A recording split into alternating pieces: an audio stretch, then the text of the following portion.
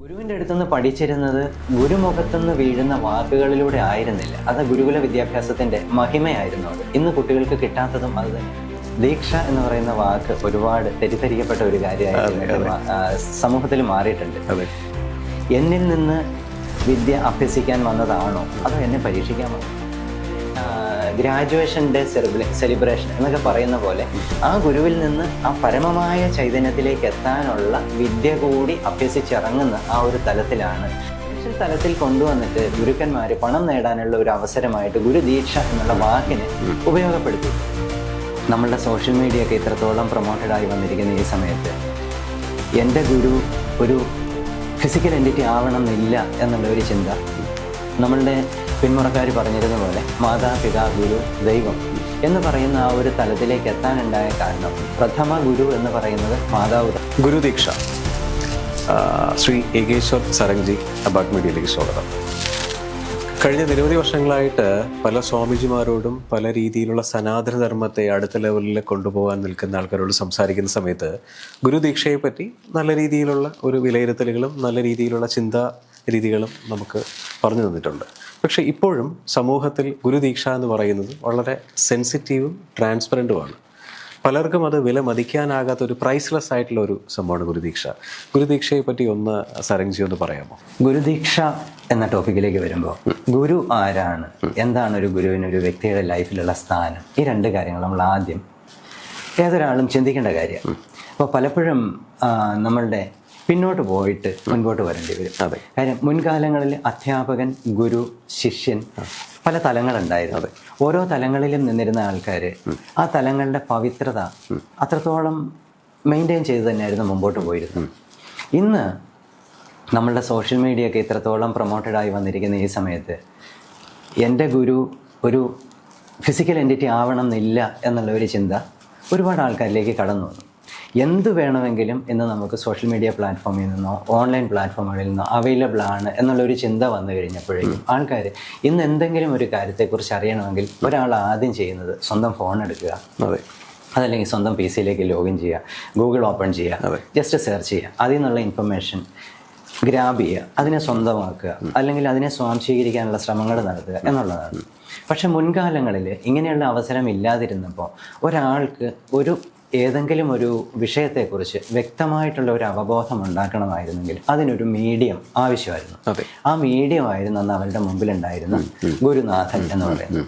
അപ്പോൾ മറ്റൊരാളിൽ നിന്നും ഈ വിവരങ്ങൾ ലഭ്യമല്ല എന്നുള്ളൊരു സാഹചര്യം ഉണ്ടായിരുന്നത് കൊണ്ടും പലരിൽ നിന്ന് ചെറിയ ചെറിയ വിവരങ്ങൾ കളക്ട് ചെയ്തിട്ട് അതിനെ തമ്മിൽ ബന്ധിപ്പിക്കാൻ വേണ്ടി ഒരു പ്രത്യേക അവസരത്തിന് വേണ്ടി കാത്തിരിക്കുകയും ചെയ്തിരുന്ന ആൾക്കാരുടെ മുമ്പിൽ ഈ ഗുരുനാഥന് ഒരു പ്രത്യേക സ്ഥാനം അന്നുണ്ടായിരുന്നു. അതുകൊണ്ട് തന്നെ അയാൾ ആഗ്രഹിച്ചിരുന്ന പല കാര്യങ്ങൾ സംശയങ്ങളായിട്ട് ഉള്ളിൽ കിടക്കുമ്പോൾ അതിനെ ദൂരീകരിക്കാൻ പറ്റുന്ന ഒരു വിശിഷ്ട വ്യക്തിത്വമായിരുന്നു അന്നത്തെ ഗുരുക്കന്മാർ. നമ്മളുടെ പിന്മുറക്കാർ പറഞ്ഞിരുന്ന പോലെ മാതാപിതാ ഗുരു ദൈവം എന്ന് പറയുന്ന ആ ഒരു തലത്തിലേക്ക് എത്താനുണ്ടായ കാരണം പ്രഥമ ഗുരു എന്ന് പറയുന്നത് മാതാവ് തന്നെയാണ്. മാതാവിൽ നിന്ന് പിതാവും പിതാവിൽ നിന്ന് ഗുരുവിലേക്കുമാണ് അന്ന് ഒരു തലമുറ സഞ്ചരിച്ചിരുന്നത്. അതുകൊണ്ട് തന്നെ ആ മാതാവിനും പിതാവിനും ഗുരുവിനും ഒരു ദൈവതുല്യ സ്ഥാനം അന്നുണ്ടായിരുന്നു. ഇപ്പോൾ നമ്മൾ പറഞ്ഞു വന്ന ഈ കൺഫ്യൂഷനുകൾ ഒരു വ്യക്തിയിൽ നിലനിൽക്കുമ്പോൾ ആ ചിന്തകളെ സ്വാംശീകരിച്ചിരിക്കുന്ന പല വിഷയങ്ങളെ അയാളിൽ നിന്ന് എടുത്തു കളയേണ്ടത് എടുത്തു കളയാനും, തെറ്റായിട്ടുള്ള വിവരങ്ങൾ സ്വാംശീകരിക്കപ്പെട്ടിട്ടുണ്ടെങ്കിൽ അതുകളെ എടുത്തു കളയാനും, അതിനുശേഷം ശരിയായിട്ടുള്ള വിവരങ്ങളെ എല്ലാത്തിനെയും ഏകോപിപ്പിച്ച് ആ വ്യക്തിക്ക് അയാൾ ആഗ്രഹിച്ചിരുന്ന ആ ഒരു വിഷയത്തിൽ ഉത്തമനായിട്ടുള്ള ഒരു വ്യക്തിത്വം, അതല്ലെങ്കിൽ അയാളുടെ ആ നോളജിനെ കൂടുതൽ അയാളിലേക്ക് ആഴത്തിലിറക്കാനും ഉണ്ടായിരുന്ന ഒരു വ്യക്തിത്വമായിരുന്നു ഗുരു എന്ന് പറയുന്നത്. ആ ഗുരുവിനെ ദൈവതുല്യനായി കണ്ടിരുന്ന ഒരു തലമുറയായിരുന്നു അന്നുണ്ടായിരുന്നു. പക്ഷേ ഇന്നത്തെ സോഷ്യൽ മീഡിയ ഇൻഫ്ലുവൻസ് ആണ് അതിനെ ഇല്ലാതെയാക്കിയത്. അപ്പോൾ ഇത് രണ്ടും തെറ്റെന്നല്ല. ഒരു സോഷ്യൽ മീഡിയ അതല്ലെങ്കിൽ ഓൺലൈൻ പ്ലാറ്റ്ഫോം ഒരിക്കലും ഒരു തെറ്റായിട്ടുള്ള അപ്രോച്ചായിട്ട് നമ്മൾ വ്യാഖ്യാനിക്കരുത്. കാരണം ഇന്നിൻ്റെ ആവശ്യമാണത്. പക്ഷേ അതിൽ നമ്മൾ തെറ്റിനെ മനസ്സിലാക്കാനും, അതായത് ഓരോ ആൾക്കാരും അവരവരുടെ വ്യൂ പോയിന്റിലുള്ള ഒരുപാട് കാര്യങ്ങളെ എഴുതി ചേർത്തിരിക്കുന്ന ഒരു വലിയ പ്ലാറ്റ്ഫോമാണ് ഇന്നത്തെ ഓൺലൈൻ മീഡിയ എന്ന് പറയുന്നത്. അതിൽ നിന്ന് നമ്മൾ ഒരു കാര്യത്തെ വായിച്ചറിഞ്ഞാൽ അതിനെ പല കാര്യങ്ങൾ, ആ വായിച്ച പല കാര്യങ്ങളെ ഏകോപിപ്പിച്ച് ഇതിൽ മാക്സിമം ശരി ഏതാണ് എന്ന് മനസ്സിലാക്കാനും അതിൽ നിന്ന് ആ ശരിയെ സ്വീകരിക്കാനുമുള്ള ഒരു തലത്തിലേക്ക് സ്വയം ഒരാൾ എത്തേണ്ട സാഹചര്യമാണുള്ളത്. അവിടെയാണ് ഒരു ഗുരുവിൻ്റെ റോള് വരുന്നത്. അപ്പോൾ ആ ഗുരുവിൻ്റെ അഡ്വൈസ് ഉള്ളത്രയും കാലം ഗുരു ഇതേമാതിരി പല തലങ്ങളിൽ കൂടി കടന്നു പോയ ആളാണ്. ആ കടന്നു പോയ തലങ്ങളിൽ നിന്ന് ഗുരു മനസ്സിലാക്കിയ കുറേ കാര്യങ്ങൾ ഈ ആൾ പുതിയതായിട്ട് മുമ്പിൽ വന്ന ആൾ മനസ്സിലാക്കിയതുമായിട്ട് കമ്പയർ ചെയ്യുമ്പോൾ ഗുരുവിന് മനസ്സിലാവും ഇതിലേതൊക്കെയാണ് ആൾ മനസ്സിലാക്കിയതിൽ ശരി, മനസ്സിലാക്കിയതിൽ തെറ്റേതാണ്. ഈ കാര്യങ്ങളെ പറഞ്ഞ് മനസ്സിലാക്കി അയാളെ അതിൻ്റെ ആ വിഷയത്തിൻ്റെ അഗാധ തലങ്ങളിലേക്ക് എത്തിക്കാനും അയാൾക്ക് ആവശ്യമുള്ള ശരിയായ കാര്യങ്ങളിലേക്ക് അയാളെ ലീഡ് ചെയ്തു വിടാനും നയിക്കാനും ഒരു ഗുരുവിനെ സാധിക്കും. ഇതായിരുന്നു ഒരു ഗുരുവിൻ്റെ പ്രഥമ ചുമതലയും ഗുരു നിറവേറ്റിയിരുന്ന കടമയും. സന്തോഷം സാരംഗ്ജി. അതായത് ഈ സോഷ്യൽ മീഡിയയുടെ റെവല്യൂഷൻ വന്ന സമയത്ത് അല്ലെങ്കിൽ ഡിജിറ്റൽ പ്ലാറ്റ്ഫോം വന്ന സമയത്താണല്ലോ ഈ പറയുന്ന ഒരുപാട് ടൂളുകളും ഒരുപാട് ഗുരുജികളെയും ഒരുപാട് രീതിയിലുള്ള ഇൻഫർമേഷൻസും സാധാരണപ്പെട്ട ആൾക്കാരിലേക്ക് അവൈലബിലിറ്റി ഉണ്ടായത്. അതെ, മുൻപ് ഈ സാരംഗ്ജി പറഞ്ഞ പോലെ ഗുരുകുല സമ്പ്രദായം ഉണ്ടായിരുന്ന സമയങ്ങളിൽ ഒരു ഗുരുവിനെ കണ്ടെത്താനും അല്ലെങ്കിൽ ഗുരുവിൻ്റെ കയ്യിൽ നിന്ന് ഇൻഫർമേഷൻസ് എടുക്കാനുമുള്ള കുറച്ച് ലിമിറ്റേഷൻസ് ഉണ്ടായിരുന്നു. എല്ലാവർക്കും എല്ലായിടത്തും എത്താൻ പറ്റുന്നില്ല. പക്ഷേ ഇന്ന് സോഷ്യൽ മീഡിയ പേജുകളും അല്ലെങ്കിൽ ഇതുപോലുള്ള മീഡിയകളും ഉള്ളതുകൊണ്ട് ഒരുപാട് ഗുരുക്കന്മാരെ നമുക്ക് എവിടെ നിന്ന് വേണോ നമുക്ക് ഓൺലൈനായിട്ടോ ഓഫ്ലൈനായിട്ടോ കാണുവാനും കോൾ ചെയ്യാനുള്ളൊരു അവസരങ്ങളുണ്ട്. അപ്പോൾ ഒരാളുടെ ലൈഫിൽ ഒരു ഗുരു എന്നായിരിക്കും വരിക എന്ന് വെച്ചാൽ ആർക്കും അറിയില്ല. ഗുരുവിനെ തേടി ഒരുപാട് ആൾക്കാർ പോകുന്നുണ്ട്. ശരിക്കും പറഞ്ഞു കഴിഞ്ഞാൽ തികഞ്ഞ ഒരു ഗുരു അല്ലെങ്കിൽ ഒരു സന്യാസി എന്ന് പറയുന്നത് ഒരു എക്സ്പെക്റ്റേഷൻസും ഇല്ലാത്ത ഒരാളായിരിക്കണ്ടേ?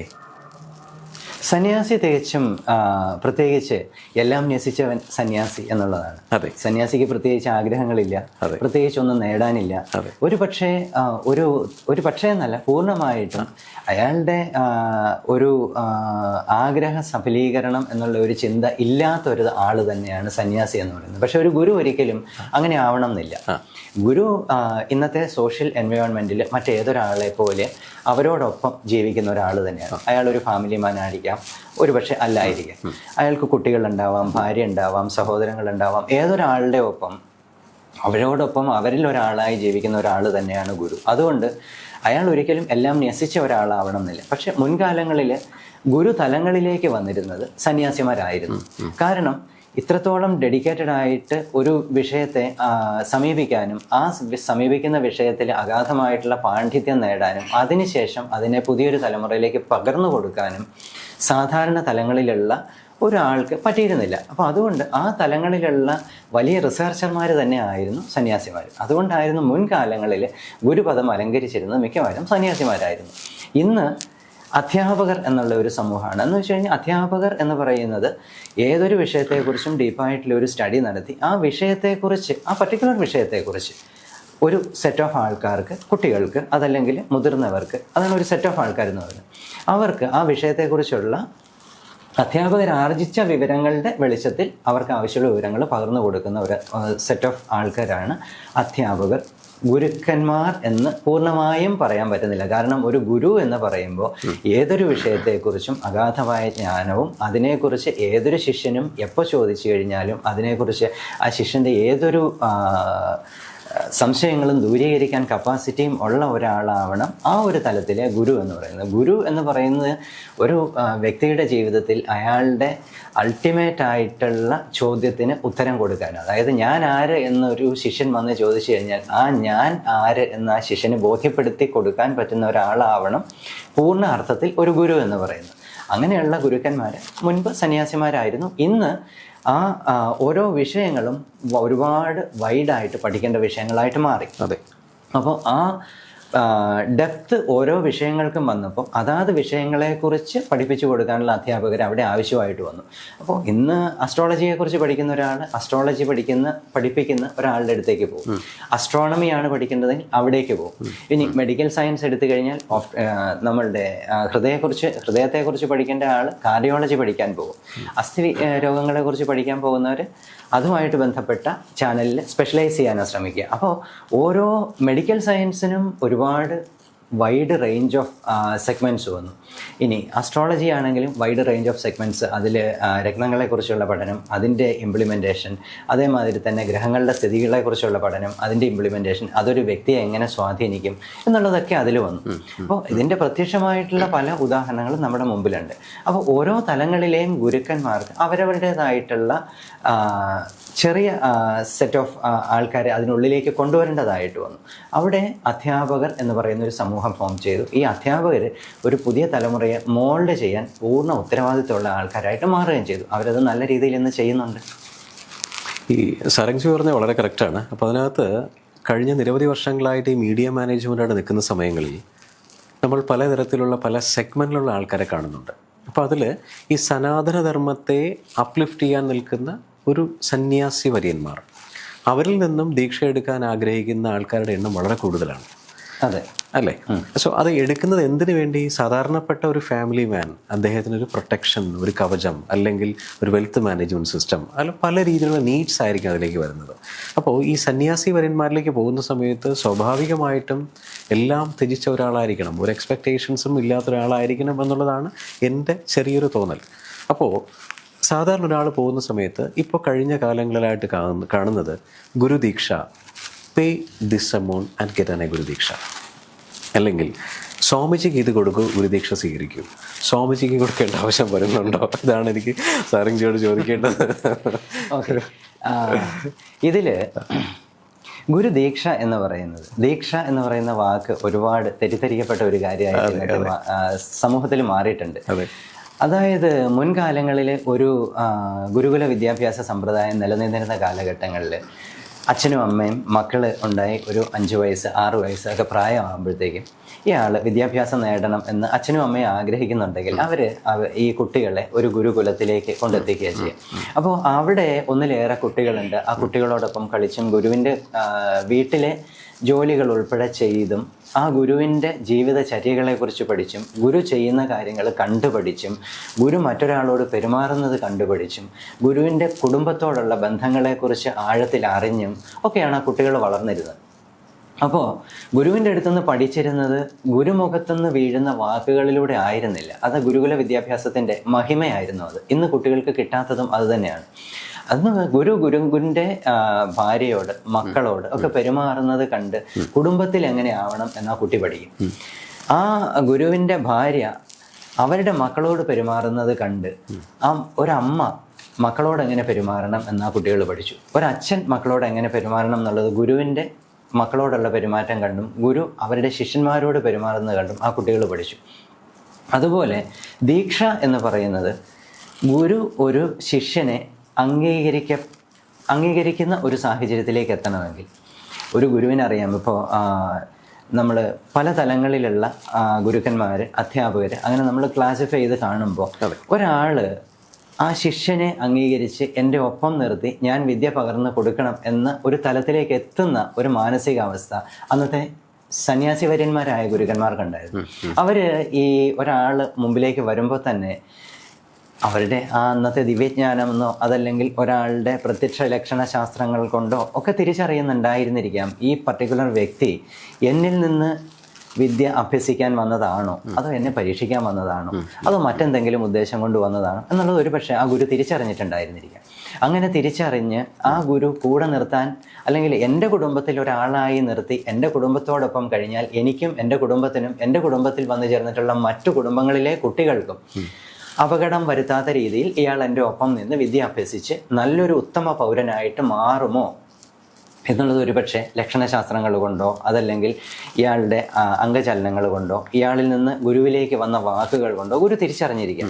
അങ്ങനെ തിരിച്ചറിഞ്ഞ് ആ ശിഷ്യനെ അംഗീകരിച്ച് ഒരു കാലഘട്ടങ്ങൾ കൊണ്ട് ആ വ്യക്തിക്ക് ആവശ്യമുള്ള വിവരങ്ങൾ പകർന്നു കൊടുത്ത് ഉത്തമനാക്കി മാറ്റുന്ന ഒരു ചടങ്ങ്. അതിനുശേഷം ഇന്നത്തെ ഗ്രാജുവേഷൻ ഡേ സെലിബ്രേഷൻ എന്നൊക്കെ പറയുന്ന പോലെ ആ ഗുരുവിൽ നിന്ന് ആ പരമമായ ചൈതന്യത്തിലേക്ക് എത്താനുള്ള വിദ്യ കൂടി അഭ്യസിച്ചിറങ്ങുന്ന ആ ഒരു തലത്തിൽ ഒരാൾക്ക് ഗുരുദീക്ഷ ഉണ്ടായി എന്ന് മുൻപ് പറഞ്ഞിരുന്നത്. ഇന്ന് ആൾക്കാർ ഗുരുദീക്ഷ എന്നുള്ളതുകൊണ്ട് ഉദ്ദേശിക്കുന്നത് ഞാൻ ഒരാളെ ചെന്ന് കാണുന്നു, ഒരു ദക്ഷിണ കൊടുക്കുന്നു, അത് എന്തു ആവാം, ഒരുപക്ഷെ പണമായിരിക്കാം, അതല്ലെങ്കിൽ ഒരു വെറ്റിലെ അടയ്ക്കാം, ഒരു കോയിനും വെച്ച് കൊടുക്കുന്ന ഒരു ദക്ഷിണയായിരിക്കാം. അങ്ങനെ പല രീതിയിൽ ഇതിനെ ഒന്ന് കൊമേഴ്ഷ്യൽ തലത്തിലേക്ക് കൊണ്ടുവന്നിട്ടുണ്ട്. അപ്പോൾ ആ കൊമേഴ്ഷ്യൽ തലത്തിൽ കൊണ്ടുവന്നിട്ട് ഗുരുക്കന്മാർ പണം നേടാനുള്ള ഒരു അവസരമായിട്ട് ഗുരുദീക്ഷ എന്നുള്ള വാക്കിനെ ഉപയോഗപ്പെടുത്തിയിട്ടുണ്ട്. ഒരു ഗുരു ദീക്ഷ എന്ന് പറയുമ്പോൾ പരമചൈതന്യത്തെ ഒരാൾക്ക് കാണിച്ചു കൊടുക്കാൻ കഴിവുള്ള ആൾ ആരാണോ അയാളാണ് ഗുരു എന്ന് വളരെ ചുരുക്കി പറയും. ഈ പരമചൈതന്യത്തെ ഒരാൾക്ക് കാണിച്ചു കൊടുക്കണമെങ്കിൽ ആ വന്ന വ്യക്തി ഞാൻ ആരാണ് എന്നുള്ള ചോദ്യത്തിന് ഉത്തരം സ്വയം കണ്ടെത്തണം. അത് ആ ഗുരുവിനൊപ്പം കഴിഞ്ഞ് കണ്ടെത്തി ആ ചൈതന്യത്തിൽ നിന്ന് അതിനുള്ള കപ്പാസിറ്റിയിലേക്ക് എത്തുമ്പോൾ ഗുരു ആ ദീക്ഷാതലത്തിലേക്ക് അയാളെ